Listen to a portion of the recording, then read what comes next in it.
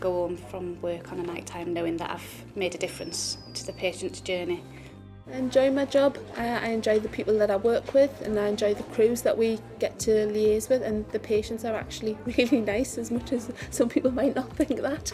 I feel like you've achieved something at the end of the day. You feel like you've helped people, you've built relationships with the patients, you've got them to their hospital appointments, or you've taken them home, and you've made a difference. Being able to wear the badge. It's a sense of satisfaction that you're helping people, but you have such good fun at the same time. I absolutely love coming into work. It's a forward-thinking ambulance service, and I think that's one of the proudest things, and they always aim to achieve targets. We take bookings directly from the GPs, the hospitals and patients who live in certain areas. It's very important for us to make sure that at the time of booking that the correct mobility and the relevant information is taken.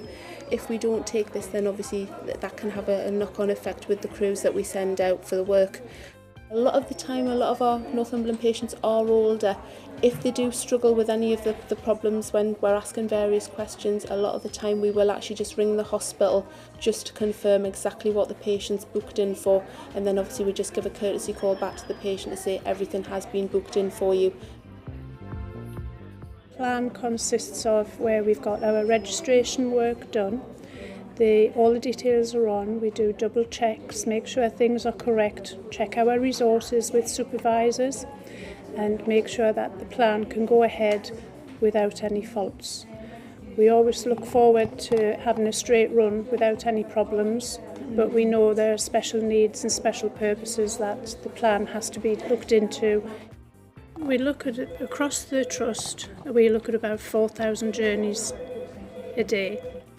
Whilst we're planning, we can actually liaise with the staff on the road just to ensure that the vehicle has all the equipment that is required for the journey.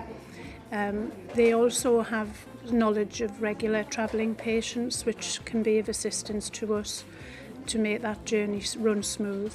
Because mobilities do change when drivers actually end up going to the door.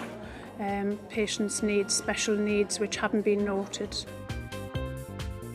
In a typical working day, we've got a multitude of different stakeholders all working towards the goal of meeting the needs of a patient. That can be management level, operational level, people working from control, people working from planning, and we have our customer care department, all of which together helps us meet the needs of our patients. The result is that you end up with a highly trained, competent workforce. It's trying to address the needs of patients with maybe with broken legs, that maybe wish to travel on stretcher vehicles, that may have a electric wheelchair, a manual wheelchair, and it's difficult to provide a full range of vehicles that will be able to address the full range of disability needs of patients. But yeah, I think we're fairly successful, and we haven't, that I'm aware of, received complaints that we haven't really been able to look at specific patient needs. I do not think that private ambulance organisations have got the infrastructure that the North East Ambulance Service can offer. I don't believe they have a dedicated budget for providing suitable staff training. Yes, there will be staff training because they've got legislation to meet as well as we have, but I don't think that the training will be as appropriate as what we can offer in North East Ambulance Service. The training comprises of a 1-week driver training programme, which is what we class as the D1 driver training. It's getting staff used to driving a larger sized vehicle.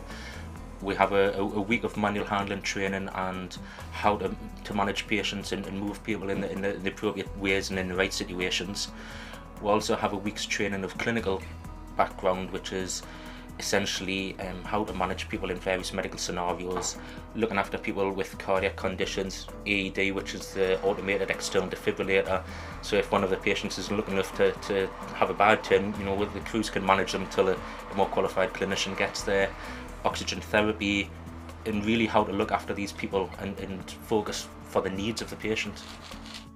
Patients are real people, and that actually caring side comes out very much within every ambulance or every healthcare profession, and PTS is very good at that, at that knowledge.